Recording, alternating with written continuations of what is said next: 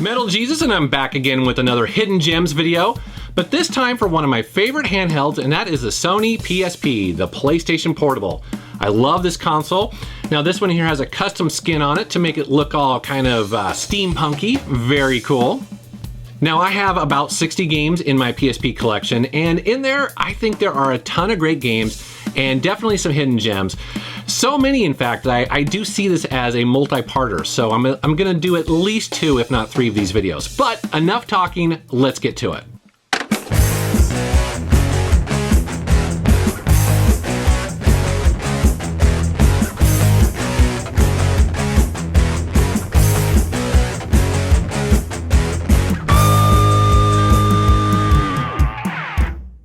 Valkyrie Profile Lenneth is a PSP remake of a Japanese PlayStation 1 RPG that is unlike any other that I have in my collection. This game is a mix of old school 2D platforming and Square Enix style turn-based combat. The difference being that you control 4 separate characters at once during combat to create combos and bring a serious beating to enemies.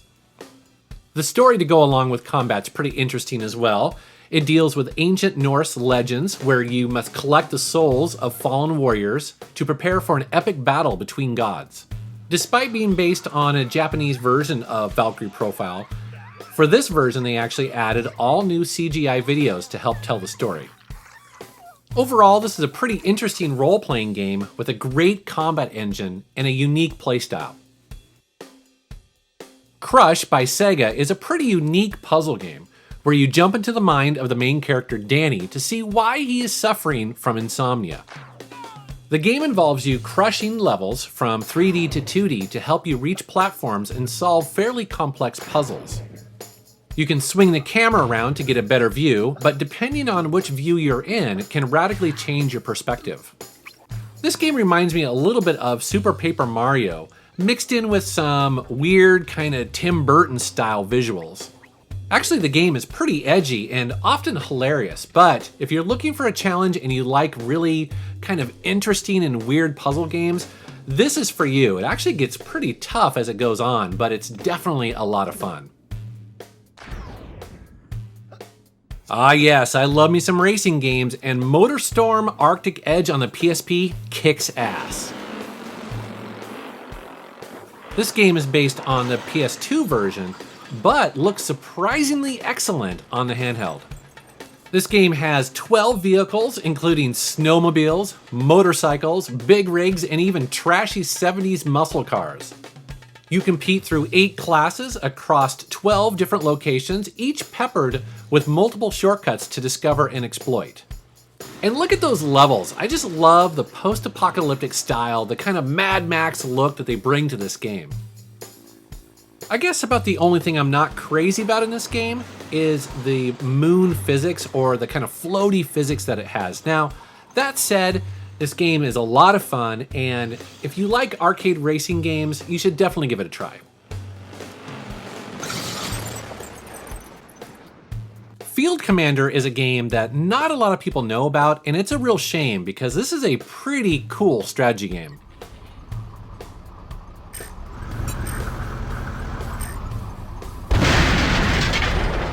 This game takes place slightly in the future, reminding me a bit of Command & Conquer in that regard. It's a turn-based strategy game across 30 missions with over 36 unit types. You play as a field commander, helping in an alliance of nations secretly battle enemies one turn at a time across multiple battlefields in all kinds of situations. This is the type of game where you obsess over unit details like movement points, vision range, and even the cost to build them. This game actually reminds me a bit of Advance Wars on the Game Boy Advance, but it's not as colorful or as wacky, but it's still really fun and well made. I've mentioned Snoopy vs. the Red Baron in other videos on my channel when talking about the PlayStation 2 version, but not a lot of people know that an excellent PSP version is also available. In this game, you join Snoopy and the other characters from the Peanuts comic to help take out the evil Red Baron. This is aerial dogfighting at its best. This game really reminds me of Crimson Skies. There are 20 single-player missions, unlockable characters and airplanes, as well as special weapons like the potato gun to destroy your enemies. And if you happen to have up to 5 friends with PSPs, you can dogfight in the air and see who's the real top dog.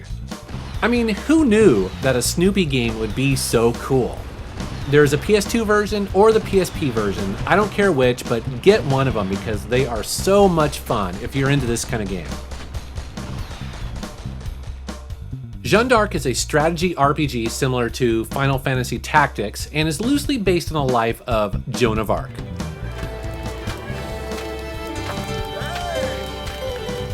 Now, if this game looks kind of familiar, it might be because this is developed by Level 5, which is the celebrated developer of Ni no Kuni and Dark Cloud, among many other great games.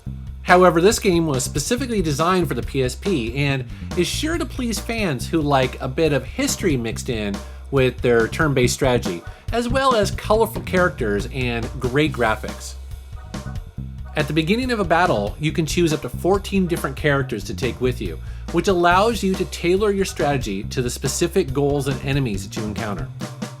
Now, I own Final Fantasy Tactics, as well as several other turn-based strategy games, but I really like this game for its variety, the story, the graphics. It's also not an easy game. I mean, the first half is pretty fair, but it gets challenging pretty quick in the second half, which, I can appreciate.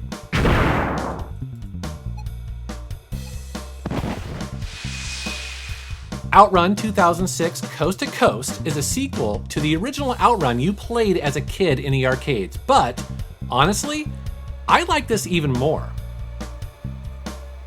This is the rare sequel that builds on the original, but adds enough new elements to keep it fresh and interesting.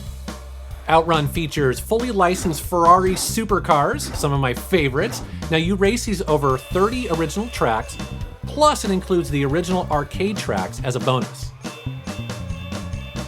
There are additional Ferraris to unlock, plus more paint colors, background music, and a lot more. This is an excellent arcade racer that is just perfect on the PSP. HalfMinute Hero is my latest obsession on the PSP, and man, am I hooked. This is a wacky and colorful RPG where you as the hero have a mere 30 seconds to save the world from total destruction from an evil boss, with a little help from the Time Goddess. This Time Goddess allows you to rewind those 30 seconds for a price, and hopefully allow you to quickly level up, find new treasure, and chat with the locals to gain hints on how to save the world. Now, 30 seconds doesn't sound like a lot of time, and it's not, but this game is actually 20 to 50 hours long if you go through all 6 campaigns and you discover all the hidden content. This game is silly, has a great retro art style, and just a lot of fun in either short bursts or long playthroughs where you want to see what wacky new adventures awaits your hero. So that's part 1 of my PSP Hidden Gems video, but you know what? There are a ton of these games and so many to cover, so I'm gonna do at least 2, if not 3 of these videos, and maybe even try to get a special guest. Who knows? I know one guy out there that's got a really amazing PSP collection. And speaking of, now is the time to be buying PSP games. In my opinion, I think they are probably the lowest price that they're ever gonna be. And if you're a collector like me, you don't want to be looking back in 5 or 10 years and kicking yourself that you didn't pick up these games when they were really cheap or at least reasonably priced. So that's just a little tip from me to you. As always, I want to thank you for watching my channel and thanks for subscribing. Take care.